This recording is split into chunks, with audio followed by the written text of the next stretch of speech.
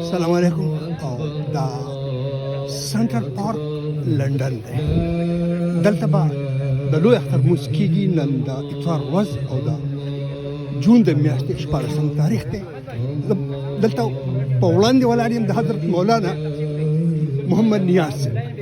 الله بارک وتعالی والا چې څونه ښکلی لکه نوراني مخ ورکړی، دونه والا غټ علم ورکړی او د علم سره ورسره خوږ اواز ورکړی. نو زه دونه یو تپوس کوم چې یاره مولانا صاحب د عیدګاه په اسلامي معاشره کې څه اثر دی؟ لکه موږ په جومات کې هم کولی، د دې څه اهمیت دی په دغه باندې چې کوم دا تاسو ما بسم الله الرحمن الرحیم.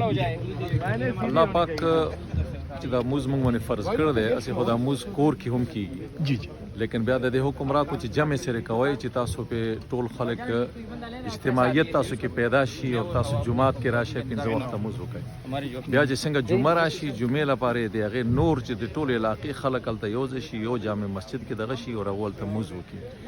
نو دقسې اختر چې کوم دی چې ستاسو دا سوشل لایف چې تاسو یو بل سره میل ملاقات اور گیدرینګ یو ځای کې جمع کېدل، نو د دې بهترین ځای چې کوم دی هغه بیا د اخترو کې عیدګاه ده چې اختر په موقع باندې موږ خلک زموږ عیدګاه وي او هلته موږ ټول مسلمانان یو ځای شي، ټولو جوماتونو والا هلته راشي.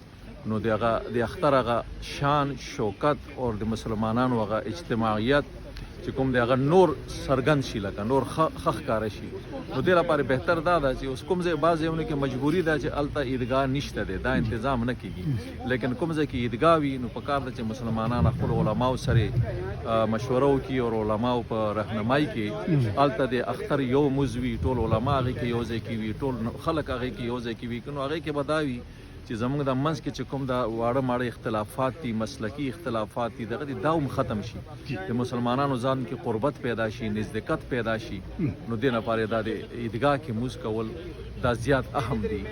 لکه دا نه ده چې فرض نه دي، دغه نه دي، لیکن اهمیت په اعتبار سره دا ډېر زیات ښه دی چې د مسلمانانو اجتماعیت دی، سوشل لایف دی او د هغو ځان کې قربت پیدا کیږي. یو بل نه چې کوم دا لرې شوي دي نرنو اختلافاتو په وجې هغه اختلافات ختم شي. نو هغې لپاره دا ډېر بهتر ده. او نن به زموږ انشاءالله د ایسټ هیم لندن سنټرل پارک دا زموږ د مسجد بلال په مخامخ پارک دی. او نن موږ دلته انشاءالله مسجد بلال اور مسجد ابراهیم دا د دې علاقې لوی جوماتونه دي.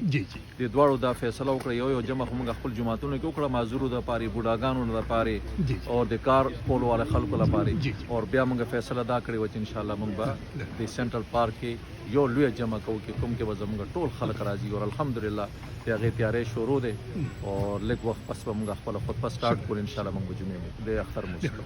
مولانا صاحب چې کوم دی نو دلته په روحي روان دی په دې علاقه کې چې کوم دی ته ایسټ هیم وایي، دلته د ډېر غټ کردار دی د دنیا ورپسې دغه ده او په ډېر حساب سره دغې لکه زه ما غوندې یو ادنا طالب علم د هغې احاطه نه شي کولی، خو ما صرف د دو خبرې تاسو ته اورولي چې د دو دغه څومره دی. نو دغه ما تاسو ته واورو. مهرباني.